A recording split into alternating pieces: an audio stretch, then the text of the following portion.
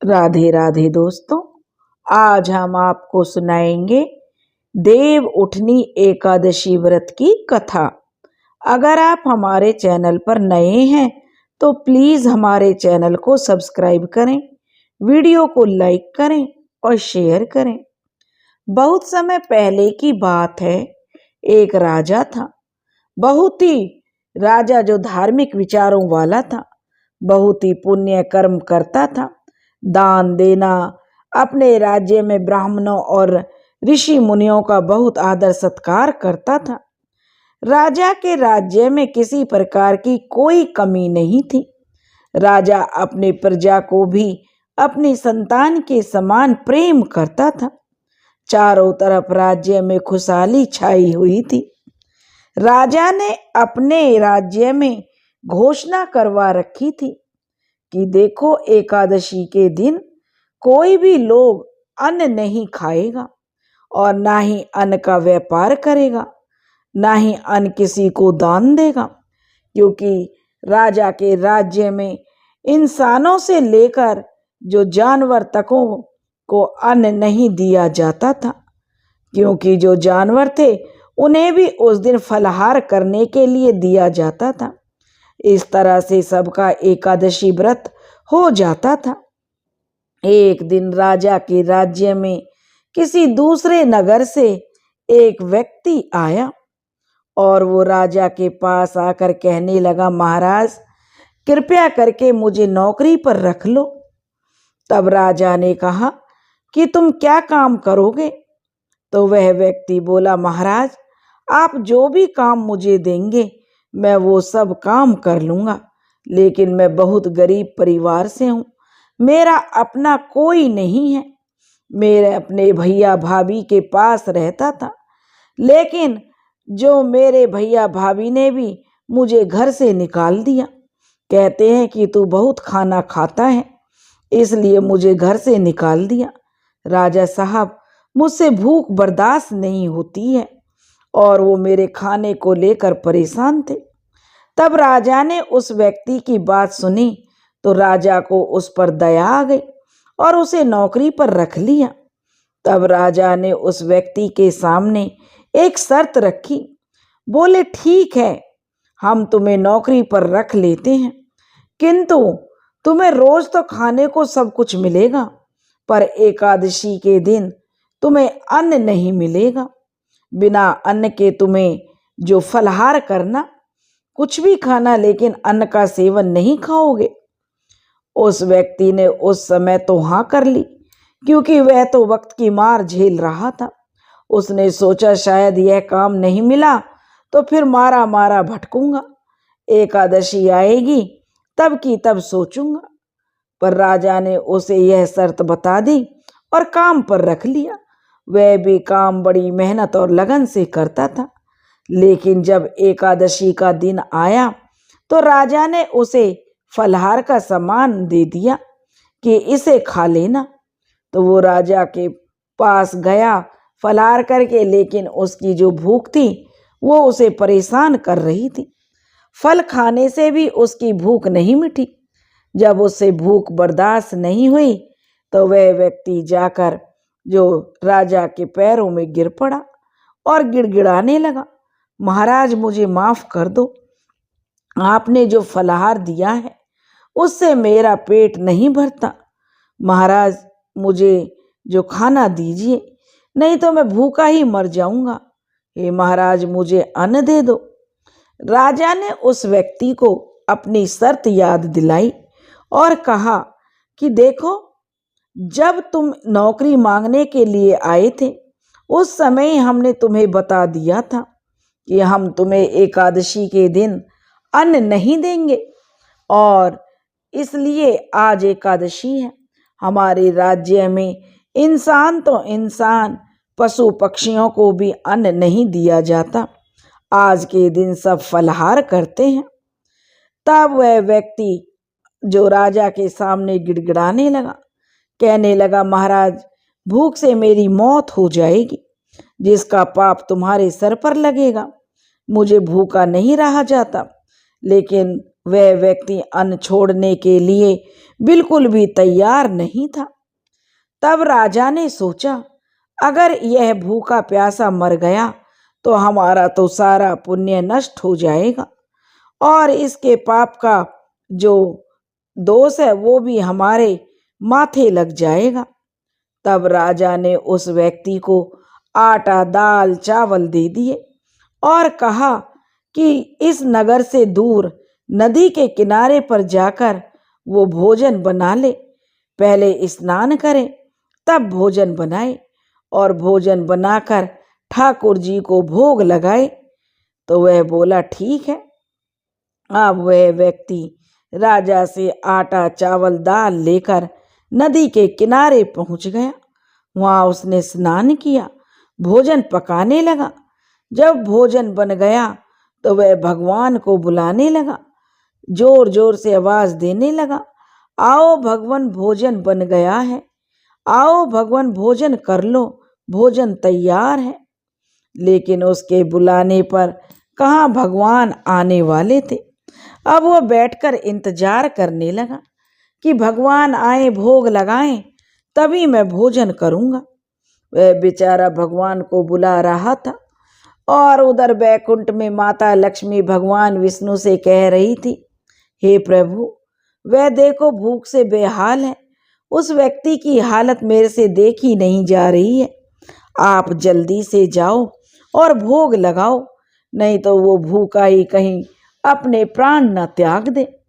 तब जो भगवान विष्णु कहने लगे, लक्ष्मी, यह तो संसार सागर है, ऐसे हम कैसे जा सकते हैं। तब लक्ष्मी जी कहने लगी, प्रभु, अगर आप नहीं जाएंगे तो कौन हमें मानेगा, आपको जाना होगा। देखिए वो कितने प्रेम से, सच्चे दिल से आपको भोग लगाने के लिए बुला रहा है। भगवान ने देखा वो मन का बड़ा पवित्र है, सच्चे दिल से प्रभु को बुला रहा है। तो भगवान भी जो अपने चतुर्भुज रूप में वहां पर पहुंच गए और वह कहने लगा, भगवान, आपने तो बहुत समय का लगा दिया आने में, पता है मुझे कितना भूख लगी है। और भगवान जो उसके पास बैठकर उसके साथ भोजन करने लगे। जब भोजन करने लगे उसके बाद भगवान तो अंतर्ध्यान हो गए और वह व्यक्ति भी अपना खाना खाकर जो अपने काम पर लग गया। 15 दिन के बाद फिर अगली एकादशी आई तो वह राजा को कहने लगा, महाराज, अब की बार मुझे ना दुगना सामान दीजिए, उसमें से आधे से ज्यादा तो भगवान ही खा जाते हैं, मैं तो उस दिन भूखा ही रह गया। राजा को उसकी बात पर विश्वास नहीं हुआ। उसने सोचा शायद इसका पेट भरा नहीं होगा, इसीलिए यह जो मेरे से झूठ बोल रहा है। तो उस दिन राजा ने उसे दुगना सामान दे दिया। अब वह व्यक्ति फिर नदी के किनारे पहुंच गया और जाकर फिर से उसने भोजन बनाया। स्नान ध्यान करने के बाद उसके बाद उसने जो फिर से 2 थाल लगाए और भगवान को भोग लगाने के लिए आवाज देने लगा, भगवान आ जाओ, भोजन तैयार है, भगवान आ जाओ, भोग लगाओ। इस तरह से जब वो आवाज लगा रहा था तो बैकुंठ में माता लक्ष्मी भगवान विष्णु से बोली, प्रभु, देखिए आपका भक्त आपको कितने प्रेम से बुला रहा है। भगवान विष्णु बोले, लक्ष्मी, पिछली बार भी मैंने इसका भोजन किया, बड़ा ही प्रेम से इसने मुझे भोजन कराया और बड़ा ही स्वादिष्ट था। यह सुनकर लक्ष्मी माता बोली, प्रभु, फिर तो मैं भी आपके साथ चलूंगी, आप भोजन करें और मैं यहाँ रहूं। ऐसा नहीं है आप अपने भक्त के साथ अकेले अकेले भोजन करिए। नहीं प्रभु, अब की बार तो मैं आपके साथ चलूंगी। भगवान विष्णु बोले, ठीक है। माता लक्ष्मी बोली, जहाँ प्रभु आप होंगे वहाँ मैं कैसे पीछे रह सकती हूँ, मुझे तो आपके साथ चलना है।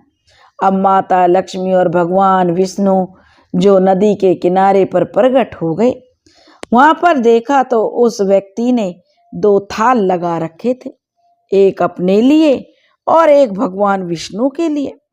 जब उसने देखा माता लक्ष्मी भी आई हैं, तो वो भगवान से कहने लगा, भगवान, मैंने तो आपको बुलाया था, आप ये किसे अपने साथ ले आए? भगवान कहने लगे, अरे बड़ा भोला था वो व्यक्ति, सीधा साधा, उसे कहते भी भोला ही थे, उसका नाम भी भोला ही था। वह भगवान बोले, भोला, ये लक्ष्मी जी हैं, ये मेरे साथ आई हैं। तब वह बोला, थोड़ा सा तुनक कर, भगवान आप अकेले नहीं आ सकते थे, एक तो राजा ने अन्न थोड़ा दिया है, ऊपर से आप माता लक्ष्मी को भी ले आए। अब पता है मुझे भूखा पेट रहना पड़ गया था उस दिन भी, और आज फिर भोजन कम रह जाएगा। माता लक्ष्मी और भगवान विष्णु उसकी बात पर मुस्कुरा दिए और बड़े प्रेम से उसने जो 2 थाल लगा दिए, एक माता लक्ष्मी के लिए, एक भगवान विष्णु के लिए और अपने लिए भी। अब तीनों ने भोजन किया और माता लक्ष्मी और भगवान विष्णु तो अंतर्ध्यान हो गए। लेकिन 15 दिन बाद फिर जब अगली एकादशी आई, तो अब वह महाराज से भोला जाकर, महाराज, आप जो अन्न देते हैं वो मेरे लिए थोड़ा रह जाता है। राजा कहने लगे, भोला, पिछली बार तूने डबल अन्न लिया था, दोगुना लिया था, वो भी तेरे लिए थोड़ा रह गया। तो वह कहने लगा, हाँ भगवान, वो माता लक्ष्मी भी साथ में आ गई थी ना, तो इसलिए मुझे भूखा रहना पड़ गया। अब जो राजा सोचने लगा, भला ऐसा भी कहीं होता है, जरूर यह झूठ बोल रहा है, इसलिए उन्होंने जो उसे और अन्न दे दिया। इस बार उसे पहले से 3 गुना अन्न मिला। वह ले जाकर फिर भोला अपना नदी के किनारे चला गया। स्नान ध्यान करने के बाद उसने भोजन पकाया और फिर से भगवान की थाली लगाकर भगवान को पुकारने लगा। अब उधर बैकुंठ में जब माता लक्ष्मी और भगवान विष्णु भोला की बातें कर रहे थे कि बड़ा ही स्वादिष्ट भोजन बनाया है, उसके भोजन में बड़ा ही स्वाद है, तो यह सुनकर कार्तिक का महीना था, क्योंकि देव उठनी एकादशी कार्तिक के महीने में ही आती है। तो अब जो उधर जो विष्णु भगवान माता लक्ष्मी बातें कर रहे थे, तो गणेश जी कहने लगे, जहाँ लक्ष्मी माता जाएंगी भगवान विष्णु के साथ, तो हम कैसे पीछे रह सकते हैं, हमें भी आपके साथ चलना है। सरस्वती जी कहने लगी, अरे मैं कैसे पीछे रहूंगी, मुझे भी इनके साथ जाना है, मुझे भी भोला का भोजन करना है। अब तो भगवान विष्णु, माता लक्ष्मी और गणेश जी और साथ में सरस्वती जी, चारों जने अब प्रगट हो गए। यह देखकर भोला गुस्सा हो गया भगवान से और भगवान विष्णु से बोला, क्या बात है भगवान जी, आपको दिखाई नहीं देता? एक तो राजा अन्न थोड़ा देता है, ऊपर से आप 4-4 चले आ रहे हो, पहले 2 आ गए, अब की बार 4 आ गए, ऐसे क्या मैं भूखा ही रह जाऊंगा? अब जब भोला गुस्सा करने लगे तो वो कहने लगी, माता लक्ष्मी, नहीं भोला, गुस्सा मत करो, लेकिन हम तो भोजन करेंगे, अब बिना भोजन करे जाएंगे तो क्या आपको अच्छा लगेगा? अब भोला करता क्या, बोला करना तो पड़ेगा, चाहे मुझे भूखा रहना पड़े। अब उसने 4 थाल लगाए, 4 पत्तल मतलब परोसे, वहां से पेड़ के जो बड़े बड़े पत्ते तोड़ रखे थे, केले के पत्ते, उन पर ही उसने चावल दाल जो रोटियां सेकी थी वो 4 जगह लगा दी, चारों को भोजन करा दिया। अब उधर राजा के मन में इच्छा जगी कि ये भोला आखिर इतने अन्न का करता क्या है, जाकर देखना पड़ेगा। राजा एक पेड़ की ओट से छिपकर देख रहा था। अब राजा की समझ में कुछ नहीं आ रहा, उसे कुछ दिखाई नहीं दे रहा था। अब राजा को ये तो दिखाई दे रहा था कि 4 पत्तल भोला ने सजाए हैं और 4 जगह खाना लगाया है। अब भोला किससे बातें कर रहा है, किससे नहीं, यह राजा नहीं समझ पा रहा था। राजा ने देखा खाना भी जो उठ रहा है और जा रहा है, यह देखकर राजा तो बड़ा चकित रह गया, लेकिन राजा ने भोला पर जाहिर नहीं होने दिया। वो चुपचाप अपने महल आ गया और गहरी सोच में पड़ गया कि भोला झूठ तो बोल नहीं रहा। अब भोला के पास माता सरस्वती, गणेश जी और माता लक्ष्मी और विष्णु भगवान भोजन करके अपने लोक को चले गए। भोला भी राजा के महल में आ गया और अपने काम में लग गया। धीरे धीरे फिर 15 दिन बीते। फिर अगली एकादशी आई। जब अगली एकादशी आई तो भोला कहने लगा, महाराज अब की बार तो जो ना भगवान जी भी धोखा ही करते हैं। बुलाया मैंने भगवान जी को पहले भोग के लिए, पहले तो माता लक्ष्मी को ले आए। जब मैंने दोबारा भोग के लिए बुलाया तो साथ में गणेश जी और सरस्वती जी को ले आए। ऐसा भी होता है महाराज? अब की बार मुझे और ज्यादा अन्न देना, पता नहीं अब की बार किसे उठा लाए। राजा ने उसे अन्न दे दिया और कहने लगे, भोला क्या तू सच बोल रहा है? भगवान आते हैं भोजन करने तेरे साथ? भोला बोला, हाँ राजा साहब, मेरे साथ तो भगवान भोजन करते हैं। तब राजा बोला, क्या तू मुझे भी दिखा सकता है कि भगवान भोजन करते हैं? बोला, हाँ हाँ क्यों नहीं, जब भोजन करें तो आप आ जाना, मैं आपको भी दिखा दूंगा, मैं कोई झूठ थोड़े ही बोल रहा हूँ। राजा बोला, ठीक है तो मैं आ जाऊंगा, तो तू मुझे भगवान को दिखाना। भोला बोला, ठीक है।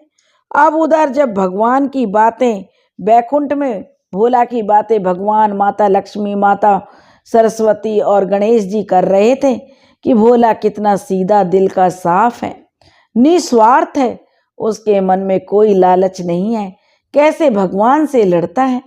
यह सुनकर माता पार्वती और शिव जी बोले, भाई हमें भी चलना है फिर तो भोला के पास, हमें भी देखना है।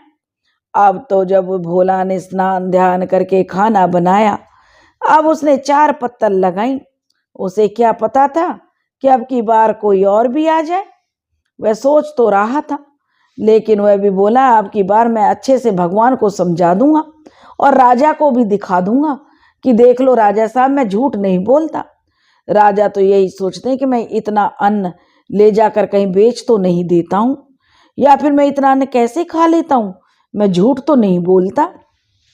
अब जब उसने खाना बनाया भोग लगाने के लिए, भगवान को याद किया, आ जाओ प्रभु भोग लगा लो, खाना तैयार है।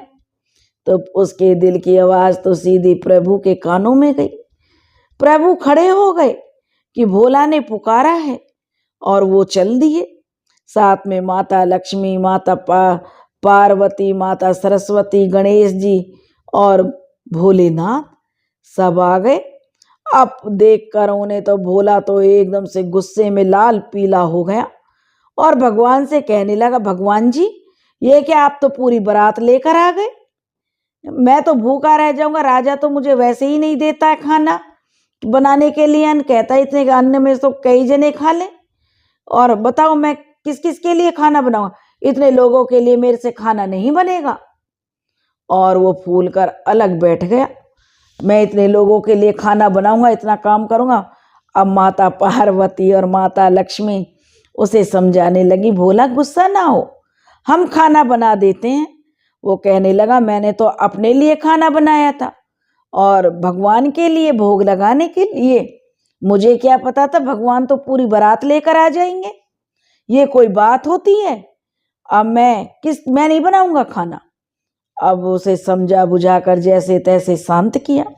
माता पार्वती और माता सरस्वती और लक्ष्मी जी मिलकर खाना बनाने लगे और पत्तल परोस दिए।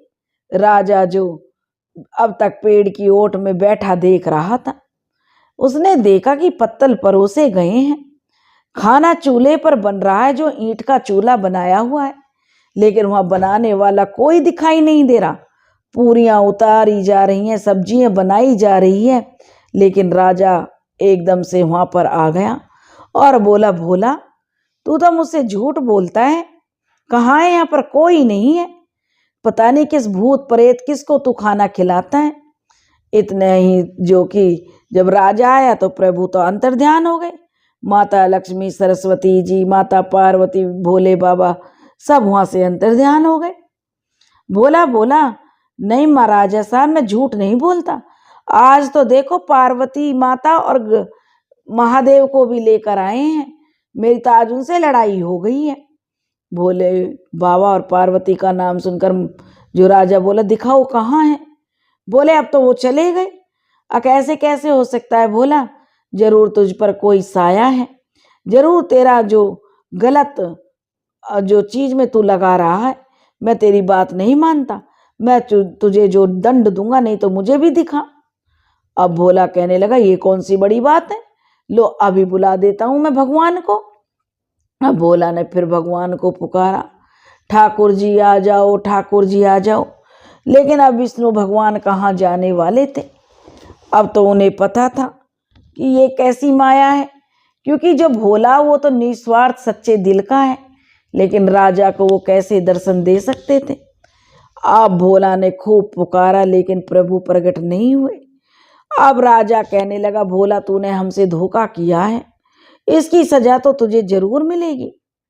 अब भोला कहने लगा, नहीं राजा साहब, पता नहीं मेरे बुलाने से मैं 3 बार आवाज लगाता हूं तो भगवान माता लक्ष्मी के साथ आ जाते थे, लेकिन आज पता नहीं मैं इतनी आवाजें दे रहा हूं, लेकिन भगवान है कि सुनी नहीं रहे। अब जो भोला कहने लगा, नहीं, अगर मैं राजा के सामने झूठा पड़ गया और भगवान नहीं आए तो राजा क्या सोचेगा कि मैं उनसे झूठ बोल कर न लाता था। अब भोला जो नदी में सोचने लगा कि मैं अपने प्राण त्याग देता हूं, वह नदी की तरफ दौड़ने लगा। नदी में जैसे ही कूदने के लिए हुआ, अपनी आत्महत्या करने के लिए, तुरंत भगवान प्रकट हो गए और कहने लगे, भोला तुझे जो नदी में कूदने की आवश्यकता नहीं है, मुझे कुछ जरूरी काम था इसलिए थोड़ी देर हो गई।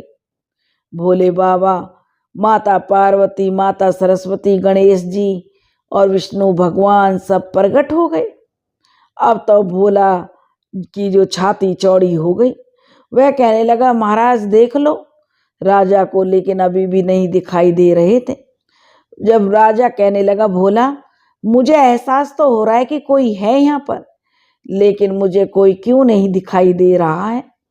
भोला ने कहा, हे भगवान, राजा को भी दिखाई दो, नहीं तो मेरी बात पर कौन विश्वास करेगा। अब भोला की बात भगवान भला कैसे नहीं मानते। अब वो राजा के सामने भी प्रकट हो गए। राजा तो भगवान के चरणों में गिर पड़ा, भोला के चरणों में गिर पड़ा, क्योंकि भगवान तो इतना देखकर अदृश्य हो गए। अब भोला के चरण पकड़ लिए राजा ने, बोले, बेटा तू तो बड़ा ज्ञानधानी है, तेरे तो जो भगवान जो आते हैं भोग लगाने के लिए, और एक हम व्रत उपवास सब करते हैं, लेकिन आज तक भगवान ने हमें कभी दर्शन नहीं दिए।